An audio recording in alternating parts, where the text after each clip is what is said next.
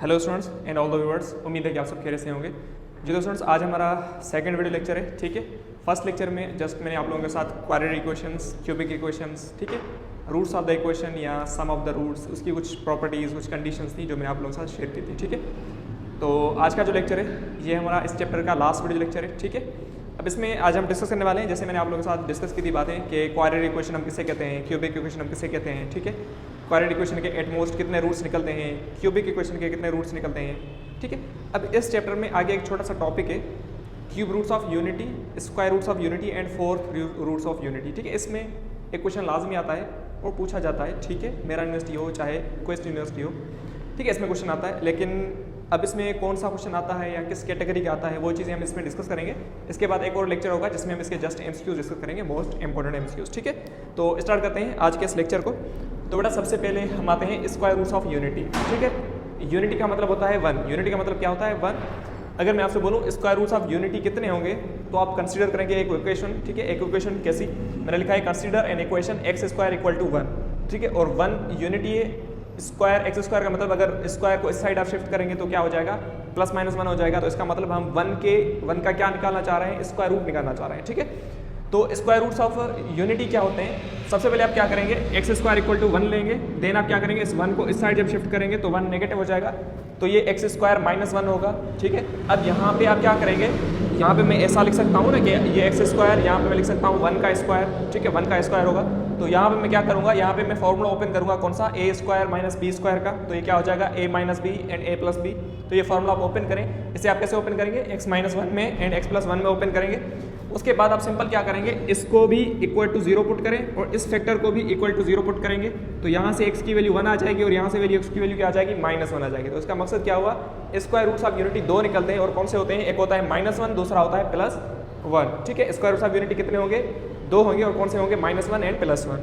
अब इसमें कुछ पॉइंट्स होती हैं। अगर मैं आपसे बोलूँ स्क्वायर रूट्स ऑफ फोर क्या होगा, स्क्वायर रूट्स नाइन क्या होगा, मतलब कोई भी परफेक्ट स्क्वायर नंबर हो तो उसका स्क्वायर रूट आप कैसे निकालेंगे, बस उसी ही नंबर का आप स्क्वायर रूट निकाल के एक प्लस में लेंगे और एक माइनस में लेंगे। जैसे अब क्या है, X square equal to four, इसका मतलब है स्क्वायर रूट्स ऑफ फोर। अब फोर का स्क्वायर रूट करें तो टू होगा, तो एक आप रूट लेंगे टू में और एक लेंगे आप माइनस टू में, मतलब फोर के दो रूट्स निकलेंगे, कौन से होंगे, plus two and minus two. अगर नाइन हो, स्क्वायर रूट्स ऑफ नाइन कितने होंगे, तो क्या होगा, आपका हो जाएगा प्लस टू एंड माइनस और plus three and minus three. लेकिन सपोज करें अगर आपसे पूछा जाए square root of minus four क्या होगा, अगर यहाँ पे होता माइनस फोर, तो बेटा अब देखें, अगर ये माइनस फोर है तो ये होगा X square equal to minus four. तो यहाँ से एक्स की दो वैल्यूज निकलती, एक निकलती प्लस टू आयोटा। ठीक है, क्या निकलती, प्लस टू आयोटा, और दूसरी निकलती माइनस टू आयोटा। तो हमेशा बात याद कर दीजिएगा, जब भी आप नेगेटिव नंबर लेंगे तो उसके दो स्क्वायर रूट्स निकलेंगे जो दोनों ही कॉम्प्लेक्स हो जाएंगे। ठीक है, कॉम्प्लेक्स कैसे होंगे, एक्स स्क्वायर इक्वल टू आप क्या करेंगे, फोर लेंगे, तो यहाँ से स्क्वायर को साइड शिफ्ट करेंगे तो रूट में माइनस वन आ जाएगा। तो मैंने आप लोगों के साथ बातें शेयर की थी कि रूट में जब माइनस वन आ जाता है तो वो रूट्स क्या हो जाते हैं, मतलब उससे जो वैल्यू निकलती है वो हमेशा कॉम्प्लेक्स वैल्यू निकलती है।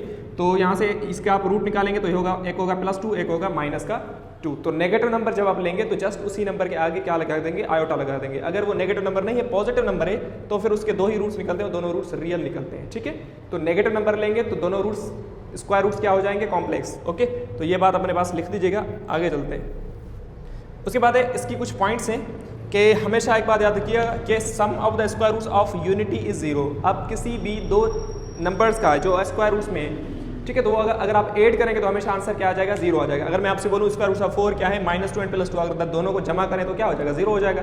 स्क्वायर रूट ऑफ नाइन क्या होगी, plus three and minus three, आप जमा करेंगे तो जीरो हो जाएगा। Square root of unity plus one हो जाएगा, plus one and minus one को आप जमा करेंगे तो क्या हो जाएगा, जीरो हो जाएगा। मतलब किसी भी दो नंबर्स का, मतलब किसी भी नंबर के स्क्वायर रूट्स को अगर आप सम करेंगे तो हमेशा आंसर क्या आएगा, जीरो आएगा। ठीक है, तो ये दोनों ये पॉइंट्स अपने पास लिख दीजिएगा, इंपॉर्टेंट पॉइंट है। उसके बाद एक और पॉइंट है कि product of square roots of unity, मतलब यूनिटी के दो रूट्स हैं, प्लस वन माइनस वन, अगर दोनों को मल्टीप्लाई करेंगे तो हमेशा आंसर क्या आ जाएगा, माइनस वन आ जाएगा।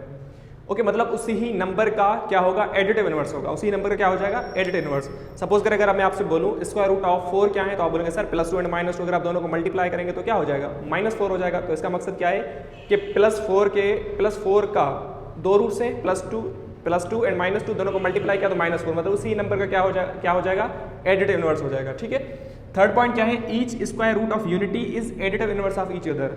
हर स्क्वायर रूट किसी भी आप क्या करेंगे, नंबर के आप क्या करेंगे, स्क्वायर रूट्स निकालेंगे तो हमेशा एक दूसरे के एडिटिव इनवर्स होंगे, अगर वो नंबर पॉजिटिव है तो।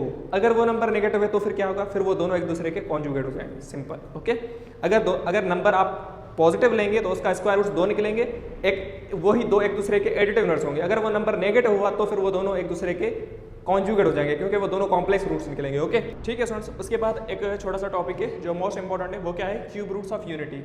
अब क्यूब रूट्स ऑफ यूनिटी हम कैसे फाइंड करते हैं, या क्यूब रूट्स ऑफ यूनिटी कौन से होते हैं, ठीक है। तो सबसे पहले हम एक इक्वेशन कंसीडर करते हैं, जैसे एक्स क्यूब इक्वल टू 1, क्योंकि हमें cube roots of unity find करना है, यूनिटी का मकसद एक होता है। तो एक्स क्यूब इक्वल टू 1, और 1 को जब आप इस साइड लेकर आएंगे तो -1 हो जाएगा। यहाँ से आप फैक्टर्स इसके निकालेंगे। कौन सा फॉर्मूला यूज़ करेंगे, आप फॉर्मूला यूज़ करेंगे a cube minus b cube का, क्योंकि हमें पता है ना कि 1 का क्यूब क्या होता है, 1 ही होता है, तो 1 को मैं ऐसे लिख सकता हूँ। ओके, फिर इसके आप क्यूब रूट्स निकालेंगे, इसके फैक्टर्स निकालेंगे, एक होगा x माइनस 1, एक होगा x square plus x plus 1। किस फॉर्मूले के थ्रू आप निकालेंगे, वो आप निकालेंगे a cube minus b cube के थ्रू, वो होगा a minus b, a square plus ab plus b square. इस फॉर्मूले के थ्रू आप इसको इस फॉर्म में लेकर आएंगे। उसके बाद इन दोनों फैक्टर्स को आप किसके बराबर रखेंगे, 0 के बराबर रखेंगे। तो यहाँ से x माइनस 1 इक्वल टू 0 हो जाएगा, और इस फैक्टर को आप 0 के बराबर रखेंगे। यहाँ से x की वैल्यू -1 आ जाएगी। लेकिन इसे आप जब क्वाड्रेटिक फॉर्मूले में सॉल्व करेंगे, इस चीज़ को आप जो क्या करेंगे, क्वाड्रेटिक फॉर्मूले में यूज़ करेंगे, तो a1 हो जाएगा, b1 हो जाएगा, c1 हो जाएगा। आप क्वाड्रेटिक फॉर्मूले से यूज़ करेंगे तो इसका आंसर आ जाएगा -1 प्लस माइनस आयोटा रूट 3/2। ठीक है, अब आयोटा क्यों आ गई, क्योंकि इसके रूट्स कॉम्प्लेक्स निकलेंगे। हमें पता है कि जब d लेस देन 0 आता है, डिस्क्रिमिनेंट जब 0 आ जाता है, लास्ट लेक्चर में मैंने पढ़ा था, तो उसके रूट्स क्या आ जाते हैं, कॉम्प्लेक्स आ जाते हैं। तो यहाँ पे इसकी d लेस देन 0 हो जाएगी, और इसके रूट्स कॉम्प्लेक्स हैं, -1 प्लस माइनस आयोटा रूट 3/2। अब यहाँ पे ना इसके दो रूट्स हैं, ठीक है, एक पॉजिटिव में एक नेगेटिव में। एक रूट को हम लेते हैं -1 प्लस आयोटा रूट 3/2, इसको हम ओमेगा के बराबर रखते हैं कि ये ओमेगा के बराबर है। इस वर्ड को हम क्या कहते हैं, ओमेगा, क्या कहते हैं, ओमेगा, ठीक है। और इसकी जो नेगेटिव वैल्यू है -1 माइनस आयोटा रूट 3/2, इसे हम कहते हैं ओमेगा स्क्वायर के बराबर, ठीक है। इसका मकसद ये है कि जब आप इस ओमेगा की इस वैल्यू को स्क्वायर करेंगे तो आपको कौन सी वैल्यू मिलेगी, ये वैल्यू मिल जाएगी, ठीक है। समझ में आ रही हैं चीज़ें, ठीक है। तो इसे हम ओमेगा कहते हैं और इसे हम ओमेगा स्क्वायर कहते हैं। इसका मकसद क्या हुआ, क्यूब रूट्स ऑफ यूनिटी 3 ही निकलेंगे, क्यों, क्योंकि इसकी हाईएस्ट डिग्री 3 है, तो इसके 3 रूट्स निकलेंगे। कौन से, एक होगा 1, दूसरा होगा ओमेगा, और तीसरा क्या हो जाएगा, ओमेगा स्क्वायर। तो मैंने यहाँ पे हाईलाइट कर दिया है कि 1 omega and omega square are the cube roots of unity, ये यूनिटी के क्यूब रूट्स हैं। ओके, उसके बाद अगर मैं आपसे बोलूँ क्यूब रूट्स ऑफ 8 क्या होंगे, या क्यूब रूट्स ऑफ 25 क्या होंगे, या अगर आप नेगेटिव नंबर्स ले लें तो क्यूब रूट्स ऑफ 8 की अगर बात की जाए तो 8 किसका क्यूब होता है, बोलेंगे सर 2 का। तो उसके रूट्स क्या निकलेंगे, एक तो 2 निकलेगा, दूसरा 2 ओमेगा, दूसरा 2 ओमेगा स्क्वायर निकलेगा, सिंपल। अगर आपसे पूछा जाए कि -8 के क्यूब रूट्स कौन से निकलेंगे, तो आप बोलेंगे सर एक का -2 ओमेगा, -2 ओमेगा स्क्वायर। अगर मैं आपसे बोलूँ यहाँ पे अगर 27 होता तो रूट्स कौन से निकलेंगे, तो आप बोलेंगे सर 27 3 का क्यूब होता है, तो 3 ओमेगा स्क्वायर। समझ आ रही है चीज़ें। अगर मैं आपसे बोलूँ कि यहाँ पे क्या होता, 64 होता, तो रूट्स क्या निकलते हैं, आप बोलेंगे सर 4 ओमेगा स्क्वायर। अगर -64 होता तो -4 ओमेगा, -4 ओमेगा स्क्वायर। सिंपल चीज़ें होती हैं, ठीक है। तो किसी भी नंबर का आप क्यूब रूट निकाल सकते हैं। जैसे मैंने ये एक पॉइंट लिखा है कि cube roots of a cube. अब a क्यूब का मतलब है यहाँ पे a कोई भी आपका क्यूब रूट नंबर होगा, कोई भी क्यूब नंबर होगा, उसके रूट्स हमेशा a ओमेगा स्क्वायर ही निकलेंगे। समझ में आ रही चीज़ें। अगर यहाँ पे a नेगेटिव हुआ तो यहाँ पे -a ओमेगा स्क्वायर हो जाएगा, सिंपल। अगर मैं आपसे बोलूँ ना कि अगर आपका नंबर है -8 तो उसके रूट्स क्या निकलेंगे, -2 ओमेगा एंड -2 ओमेगा स्क्वायर, ये रूट्स निकलेंगे, ठीक है। तो अगर नंबर पॉजिटिव होगा तो रूट्स पॉजिटिव हो जाएंगे, नंबर नेगेटिव तो रूट्स नेगेटिव हो जाएंगे, ओके।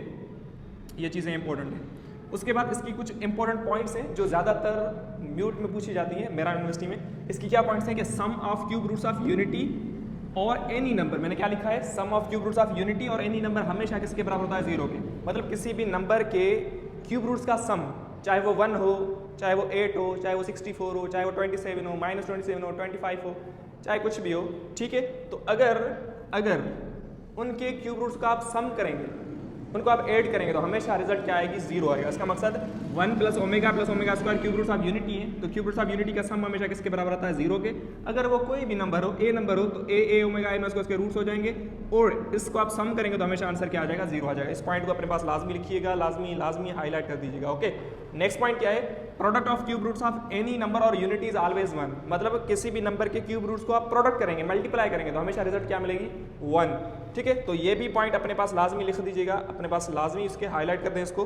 ओके किसी भी नंबर के क्यूब रूट्स का प्रोडक्ट हमेशा 1 आता है, चाहे वो क्यूब रूट ऑफ यूनिटी हो, चाहे वो नंबर 8 हो, चाहे वो नंबर -8 हो, चाहे वो नंबर 64 हो, चाहे कोई भी नंबर हो, उनके क्यूब रूट्स का प्रोडक्ट हमेशा -1 के बराबर आएगा। ओके ये अपने पास लाजमी लिख दीजिएगा, मैंने एक एग्जांपल लिखा है 1 omega omega square, cube roots of unity है, मल्टीप्लाई करेंगे तो 1 आ जाएगा। और अगर नंबर ए है तो ए ओमेगा स्क्वायर इसके रूट्स हो जाएंगे, मल्टीप्लाई करेंगे तो आंसर 1 आ जाएगा। ओके 0 नहीं आएगा, 1 आ जाएगा।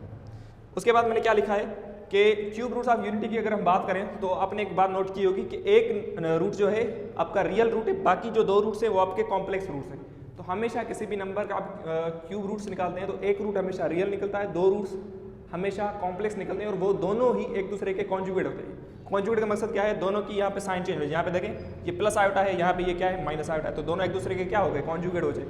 तो एक रूट हमेशा रियल निकलता है, 2 रूट हमेशा कॉम्प्लेक्स निकलते हैं, वो दोनों एक दूसरे के क्या होते हैं कॉन्जुगेट होते हैं, सिंपल। ठीक है तो किसी भी नंबर के आप क्यूब रूट्स निकालेंगे तो यही मैंने पॉइंट से लिखी है, क्या लिखी है कि 1 of the cube root of any number is real. हमेशा किसी भी नंबर के आप क्यूब रूट्स निकालेंगे तो हमेशा एक जो होगा वो हमेशा रियल निकलेगा, and other 2 roots are complex, और बाकी 2 रूट्स हमेशा कॉम्प्लेक्स निकलेंगे, and conjugate of each other, वो हमेशा एक दूसरे के कॉन्जुगेट होंगे। कॉन्जुगेट मतलब क्या है, दोनों की इमेजरी पार्ट की साइन चेंज हो जाएगी। ओके 5th पॉइंट मैंने क्या लिखा है, ये भी पॉइंट अपने पास लाजमी लिखिएगा, ये मैं हाईलाइट कर रहा हूँ। ठीक है मोस्ट इंपॉर्टेंट पॉइंट्स हैं ये, मेरा यूनिवर्सिटी में ज़्यादातर पूछी जाती हैं, डायरेक्ट क्वेश्चन आ जाता है इनका। ओके 5th पॉइंट है complex cube roots of unity are reciprocal of each other. मतलब अगर आप किसी भी complex cube roots of unity हो, चाहे वो कोई भी नंबर हो, उसके कॉम्प्लेक्स क्यूब रूट्स जो हैं वो हमेशा एक दूसरे के क्या होते हैं मल्टीप्लिकेटिव इनवर्स होते हैं। इसका मकसद क्या है, इसका मकसद ये है कि ये पॉइंट मैंने ना हाईलाइट कर दिए, ये देखो ये मैंने पॉइंट हाईलाइट कर दिए कि वो हमेशा एक दूसरे के मल्टीप्लिकेटिव इनवर्स होंगे, मतलब रेसिप्रोकल होते हैं। इसका मकसद ये है कि ओमेगा किसके बराबर होता है 1/ओमेगा स्क्वायर के, और अगर ओमेगा स्क्वायर को आप ऊपर शिफ्ट करेंगे तो ये माइनस ओमेगा स्क्वायर हो जाएगा, यानी ओमेगा स्क्वायर -2 हो जाएगा, पावर -2 हो जाएगा। और ओमेगा स्क्वायर की वैल्यू 1/ओमेगा के बराबर होती है, और ओमेगा को जब आप ऊपर शिफ्ट करेंगे तो ओमेगा पावर -1 हो जाएगा। तो मतलब ओमेगा बराबर होगा ओमेगा पावर -2, ओमेगा स्क्वायर बराबर होगा ओमेगा पावर -1। इसका मकसद ये है कि कॉम्प्लेक्स क्यूब रूट्स हमेशा किसी भी नंबर के जब निकलेंगे वो हमेशा एक दूसरे के मल्टीप्लिकेटिव इनवर्स होते हैं, हम किसे कहते हैं रेसिप्रोकल होते हैं एक दूसरे के। ठीक है चीज़ें समझ में आ रही हैं। तो इसका मकसद ये है कि जब मैं यहाँ ओमेगा स्क्वायर को इस साइड जब आप शिफ्ट करेंगे तो omega square will be equal to into omega will be, यहाँ पे आप देखें जब आप इसको इसके साथ मल्टीप्लाई करेंगे तो यहाँ से रिजल्ट क्या निकलेगा, रिजल्ट निकलेगा कि omega cube equal to 1, omega cube 1 के बराबर हो जाएगा। ओके ओमेगा क्यूब किसके बराबर होगा 1 के। अब यहाँ भी आप देखें ओमेगा को ओमेगा क्यूब के साथ स्क्वायर के साथ मल्टीप्लाई करेंगे तो omega cube will be equal to 1। तो ये मैंने पॉइंट हाईलाइट कर दिए, लिख दीजिएगा अपने पास कि ओमेगा क्यूब हमेशा किसके बराबर होता है 1 के बराबर होता है। ओके अब इसकी कुछ इंपॉर्टेंट पॉइंट्स होती हैं कि अगर ओमेगा के ऊपर जो पावर है अगर हम बढ़ाते जाएं तो वैल्यूज़ क्या आती जाएंगी, क्योंकि ओमेगा पावर 3 अगर 1 के बराबर है तो ओमेगा पावर 4 किसके बराबर होगा, ओमेगा पावर 5 किसके बराबर होगा, ओमेगा पावर 20 किसके बराबर होगा। तो मतलब जैसे ही आप ओमेगा के ऊपर पावर बढ़ाते जाएंगे तो वैल्यू क्या आती जाएगी। इसके लिए एक कंडीशन है, वो क्या है कि if n belongs to integer, ये मैंने लिखा है अगर n इंटीजर है आपका, मतलब कोई भी इंटीजर हो सकता है 0, -1, 2, 5, 10 जो भी हो, तो ओमेगा पावर 3n की वैल्यू हमेशा 1 हो जाएगी। ओमेगा पावर 3n की वैल्यू क्या हो जाएगी 1, अगर n इंटीजर है। अब इंटीजर का मतलब क्या है, मैं कुछ वैल्यूज पुट करके आपको सोल्व करवा देता हूँ। अगर यहाँ पे n की जगह मैं 1 पुट करूँ तो ये ओमेगा पावर 3 हो जाएगा, होगा कि नहीं होगा, बिल्कुल हो जाएगा। तो ये ओमेगा पावर 3 1 के बराबर होगा। अगर n आप 2 पुट करेंगे तो 2 3 जा 6, ओमेगा पावर 6 भी किसके बराबर होगा 1 के बराबर होगा। अगर आप 3 पुट करेंगे तो ओमेगा पावर 3 3 जा 9, तो ओमेगा पावर 9 भी किसके बराबर होगा 1 के बराबर हो जाएगा। मतलब जैसे जैसे ओमेगा के ऊपर जो पावर है अगर वो 3 का मल्टीपल बनती जाएगी, 3 का मल्टीपल बनती जाएगी तो हमेशा आंसर 1 ही आएगा। Omega power 3 1, omega power 6 1, omega power 12 1, omega power 15 भी 1। ओके उसके बाद नेक्स्ट पॉइंट क्या है कि ओमेगा पावर 3n+1 हो, मतलब कि ओमेगा के ऊपर जो पावर हो वो 3n+1 हो, तो इसका हमेशा आंसर ओमेगा आएगा। क्या आएगा ओमेगा। अब मैं एक वैल्यू पुट करके आपको सोल्व करवा देता हूँ। अब देखें सपोज मैंने n की जगह 1 पुट किया तो ये ओमेगा पावर 3+1 होगा कि नहीं होगा। अगर मैं n की जगह 1 पुट करूँ तो 1 × 3 3 होगा +1, तो ओमेगा पावर 4 किसके बराबर हो जाएगा ओमेगा के बराबर हो जाएगा। क्योंकि हमें पता है ना कि मैं इसे ब्रेक कर सकता हूँ। इसे कैसे ब्रेक करूँगा, ओमेगा पावर 4 को मैं ऐसे लिख सकता हूँ ना, ओमेगा पावर 3 × ओमेगा, तो ओमेगा पावर 3 तो 1 होता है और 1 को ओमेगा के साथ मल्टीप्लाई करूँगा तो क्या आंसर आ जाएगा ओमेगा आ जाएगा।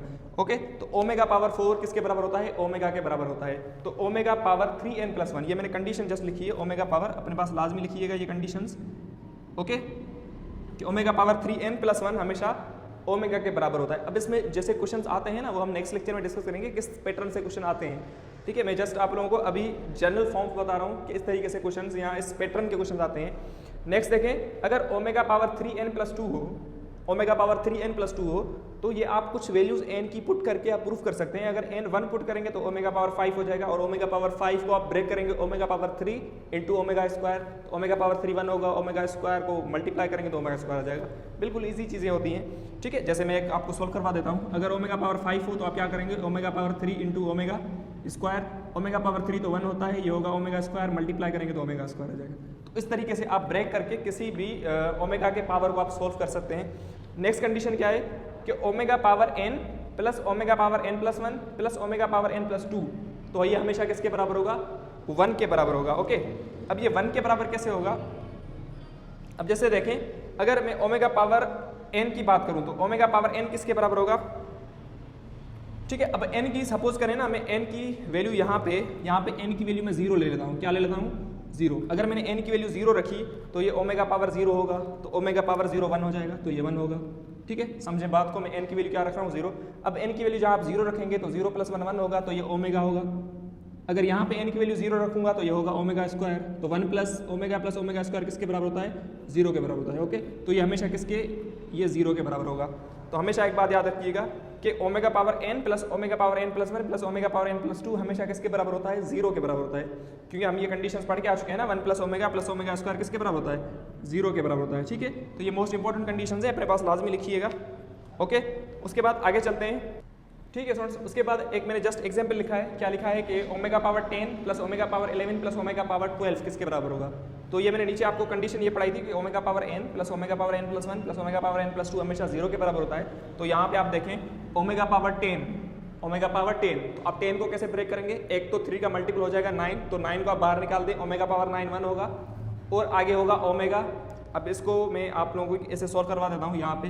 अब ऐसे यहाँ देखें, अगर यहाँ पे ओमेगा पावर 10 है तो मैं ऐसे लिख सकता हूँ ना, omega power 9 into omega power 9 into omega, तो ओमेगा पावर 9 तो 1 होता है, और 1 को ओमेगा के साथ मल्टीप्लाई करूंगा तो ये हो जाएगा ओमेगा। तो मतलब इसका आंसर क्या हो जाएगा, इसका आंसर हो जाएगा ओमेगा। ओके, उसके बाद आगे देखें, ओमेगा पावर 11 को आप कैसे ब्रेक करेंगे, ओमेगा पावर 11 को omega power 9 into omega square करेंगे, तो ओमेगा पावर 9 1 होता है, ये होगा ओमेगा स्क्वायर, तो ये ओमेगा स्क्वायर हो जाएगा, तो ये होगा ओमेगा स्क्वायर। ठीक है, बीच में प्लस है। देन आगे देखें, अब मैंने आपको क्या बताया कि ओमेगा के ऊपर अगर पावर 3 का मल्टीपल है तो हमेशा किसके बराबर होता है, वो 1 के बराबर होता है। तो आप देखें 1 प्लस ओमेगा स्क्वायर हमेशा किसके बराबर होगा, अगेन 0 के बराबर हो जाएगा। ओके, इसको सिंपल एक शॉर्ट ट्रिक ये है कि ओमेगा के ऊपर जितना भी पावर हो आप उस पावर को 3 से डिवाइड करें, जो रिमाइंडर आएगा वो अगेन उस ओमेगा के ऊपर पावर लगा दें, वही उसका आंसर होगा। ठीक है, अगर जैसे मैं आपसे बोलूँ ओमेगा पावर 15 है तो आप बोलेंगे सर ये ओमेगा पावर 15 है, तो 15 को 3 से डिवाइड करूंगा तो 15 3 से डिवाइड हो जाएगा, तो रिमाइंडर 0 बचेगा, ओमेगा पावर 0 हो जाएगा तो 1 हो जाएगा। ऐसे ही मैं अगर आपसे बोलूँ ओमेगा पावर 20 है, तो 20 को जब आप 3 से डिवाइड करेंगे तो 18 बाहर निकल जाएगा, ओमेगा पावर 2 बचेगा रिमाइंडर में, 2 उसके ऊपर पावर लगा देंगे तो omega power 20 will be equal to omega square. तो इस तरीके से आप ओमेगा के ऊपर पावर सॉल्व कर सकते हैं। नेक्स्ट क्वेश्चन देखें, अगर एक क्वेश्चन है 1 प्लस ओमेगा किसके बराबर है, तो बेटा एक कंडीशन हमेशा याद करिएगा कि 1 प्लस ओमेगा स्क्वायर इसके बराबर है 0 के। अगर ये 1 प्लस ओमेगा की वैल्यू चाहिए मुझे, तो इस ओमेगा स्क्वायर को उस साइड शिफ्ट करेंगे तो क्या हो जाएगा, माइनस ओमेगा स्क्वायर। तो इसका मतलब 1 प्लस ओमेगा की वैल्यू होगी माइनस ओमेगा स्क्वायर, क्या हो जाएगी, माइनस ओमेगा स्क्वायर। तो इस तरीके से आप सोल्व करेंगे। ये मैंने नीचे भी सोल्व कर दिया है कि 1 प्लस ओमेगा स्क्वायर 0 है, तो 1 प्लस ओमेगा ये उस साइड शिफ्ट होगा तो माइनस ओमेगा स्क्वायर हो जाएगा। इस तरीके से नेक्स्ट क्वेश्चन देखें, अगर ये है 1 प्लस ओमेगा स्क्वायर, तो आप क्या करेंगे सर, हमें 1 प्लस ओमेगा स्क्वायर ये मैंने लिखा है नीचे, ठीक है, तो इस ओमेगा को उस साइड शिफ्ट करना है, तो ये हो जाएगा माइनस ओमेगा, क्या होगा, माइनस ओमेगा। तो इसका ए ऑप्शन करेक्ट हो जाएगा। ओके, बिल्कुल इजी चीज़ें। अब ये जो थर्ड क्वेश्चन है इसका आंसर आप मुझे लाजमी बताइएगा। ये क्वेश्चन क्या है कि ओमेगा प्लस ओमेगा स्क्वायर को ओमेगा के साथ मल्टीप्लाई करेंगे तो आंसर क्या आएगा, ठीक है। तो इस लास्ट क्वेश्चन का आप आंसर मुझे लाजमी बताइएगा। बाकी इसके नेक्स्ट जो MCQ क्वेश्चन हैं इंशाल्लाह वो नेक्स्ट लेक्चर में आप लोगों के साथ डिस्कस कर लूँगा कि किस पैटर्न के क्वेश्चन आते हैं। अब आपको चीज़ें नोट क्या करनी है, क्यूब रूट्स ऑफ यूनिटी क्या होते हैं, इनकी ये प्रॉपर्टीज जो मैंने लिखवाई है, sum of cube roots of unity, multiplication of cube roots of unity, square roots of unity क्या निकलते हैं किसी भी नंबर के, या क्यूब रूट्स ऑफ किसी भी नंबर हो, कोई भी नंबर उसे आप कैसे फाइंड करते हैं। बिल्कुल इजी चीज़ें अपने पास लाजमी लिखिएगा। अब ये टॉपिक है ना आपका, यहाँ पर चैप्टर खत्म हो जाता है, चैप्टर नंबर 3, ठीक है। अब इस टॉपिक के अगर आपके पास MCQs हों किसी भी बुकलेट से, कोई भी बुक हो, तो आप वो सॉल्व करने की कोशिश करें। अगर आपने ये सही से समझा है अगर आपने मेरे लेक्चर्स अच्छे से पढ़े होंगे तो आपको वो चीज़ें बिल्कुल ईजी लगेंगी, किसी भी बुक के एमसीक्यूज आप सॉल्व कर पाएंगे। ठीक है बेटा, अच्छे तरीके से प्रैक्टिस करते रहें, अच्छे तरीके से अपने पास नोट्स बनाएं, अच्छे तरीके से लिखते रहें, समझते रहें क्वेश्चंस को, लेक्चर्स को अच्छे तरीके से देखें और एक वन शॉट लेक्चर को एक ही बार देखा करें, पार्ट्स में ना देखें। ठीक है, एक बार देखेंगे तो कंप्लीट टॉपिक्स आपके क्लियर हो जाएंगे। ठीक है बेटा, तो मिलते हैं वही एमसीक्यूज लेक्चर में। थैंक यू, अल्लाह हाफिज़।